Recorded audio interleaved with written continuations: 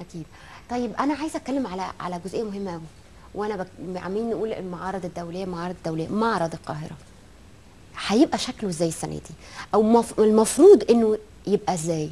انت وجهه نظرك بقى كمتخصصه في اقامه المعارض أنا هقول الدوليه. وجهة نظري أنا، وأرجو أن يتسع صدر المجموعة الجديدة في الهيئة المصرية العامة للكتاب، اللي هي بت- بتنظم المعرض الدولي للكتاب.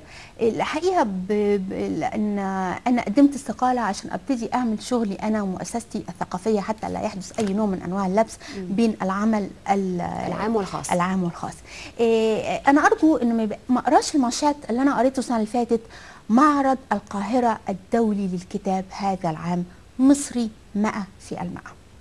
طول ما احنا هنفضل نكلم بعض ونطبطب على بعض ونجيب الاجندات الخاصه ونقول بلاش كلمه اجندات، بتعمل حساسيه دلوقتي، لكن اجيب اللي مثلا اللي انا عايزه ايمان عشان تتكلم علشان هي لطيفه او دمها خفيف على القلب، وانا عايز مش عارف المؤلف مين عشان ايه.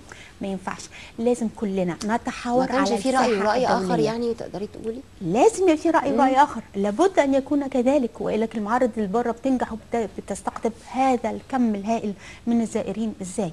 وفي نفس الوقت ما ينفعش ان انا اقول مصري 100%، يبقى تعمل، يبقى انت تقصد محلي 100%، يبقى ما تسموش معرض ما القاهره نسميهوش الدولي، دولي. سميه معرض القاهره المحلي للكتاب. فانا ارجو ان نكون على الساحه الجديده مع المجموعه وكلهم اصدقاء اعزاء الجديده القائمه على معرض الكتاب، ان يكون هناك نظره دوليه، لان الارض ممهده ليكي بره.